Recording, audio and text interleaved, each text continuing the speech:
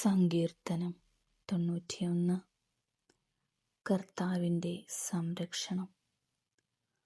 അത്യുന്നതൻ്റെ സംരക്ഷണത്തിൽ വസിക്കുന്നവനും സർവശക്തൻ്റെ തണലിൽ കഴിയുന്നവനും കർത്താവിനോട്, എൻ്റെ സങ്കേതവും എൻ്റെ കോട്ടയും, ഞാൻ ആശ്രയിക്കുന്ന എൻ്റെ ദൈവവും എന്ന് പറയും. അവിടുന്ന് നിന്നെ വേടൻ്റെ കെണിയിൽ നിന്നും മാരകമായ മഹാമാരിയിൽ നിന്നും രക്ഷിക്കും. തൻ്റെ തൂവലുകൾ കൊണ്ട് അവിടുന്ന് നിന്നെ മറച്ചുകൊള്ളും. അവിടുത്തെ ചിറകുകളുടെ കീഴിൽ നിനക്ക് അഭയം ലഭിക്കും. അവിടുത്തെ വിശ്വസ്തത നിനക്ക് കവചവും പരിചയമായിരിക്കും. രാത്രിയിലെ ഭീകരതയെയും പകൽ പറക്കുന്ന അസ്ത്രത്തെയും നീ ഭയപ്പെടേണ്ട. ഇരുട്ടിൽ സഞ്ചരിക്കുന്ന മഹാമാരിയെയും നട്ടുച്ചയ്ക്ക് വരുന്ന വിനാശത്തെയും നീ പേടിക്കേണ്ട. നിന്റെ പാർശ്വങ്ങളിൽ 1000 മരിച്ചു വീണേക്കാം, നിന്റെ വലതുവശത്ത് 10,000. എങ്കിലും നിനക്കൊരനർത്ഥവും സംഭവിക്കുകയില്ല. ദുഷ്ടരുടെ പ്രതിഫലം നിന്റെ കണ്ണുകൾ കൊണ്ട് തന്നെ നീ കാണും. നീ കർത്താവിൽ ആശ്രയിച്ചു, അത്യുന്നതനിൽ നീ വാസമുറപ്പിച്ചു. നിനക്ക് ഒരു തിന്മയും ഭവിക്കുകയില്ല.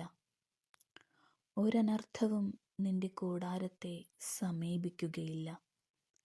നിന്റെ വഴികളിൽ നിന്നെ കാത്തുപാലിക്കാൻ അവിടുന്ന് തൻ്റെ ദൂതന്മാരോട് കൽപ്പിക്കും. നിന്റെ പാദം കല്ലിൽ തട്ടാതിരിക്കാൻ അവർ നിന്നെ കൈകളിൽ വഹിച്ചുകൊള്ളും. സിംഹത്തിൻ്റെയും അണലിയുടെയും മേൽ നീ ചവിട്ടി നടക്കും. യുവസിംഹത്തെയും സർപ്പത്തെയും നീ ചവിട്ടി മെതിക്കും.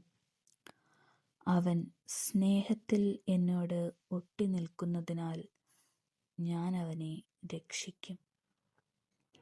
അവൻ എൻ്റെ നാമം അറിയുന്നതുകൊണ്ട് ഞാൻ അവനെ സംരക്ഷിക്കും. അവൻ എന്നെ വിളിച്ചപേക്ഷിക്കുമ്പോൾ ഞാൻ ഉത്തരമരുളും. അവൻ്റെ കഷ്ടതയിൽ ഞാൻ അവനോട് ചേർന്നു നിൽക്കും.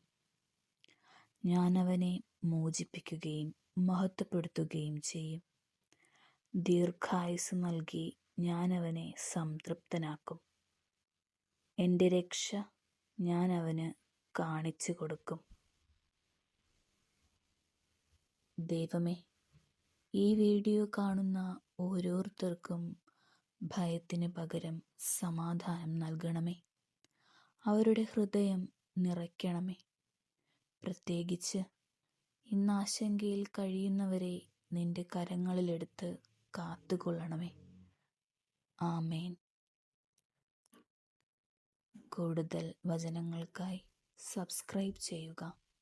ദൈവം നിങ്ങളെ അനുഗ്രഹിക്കട്ടെ.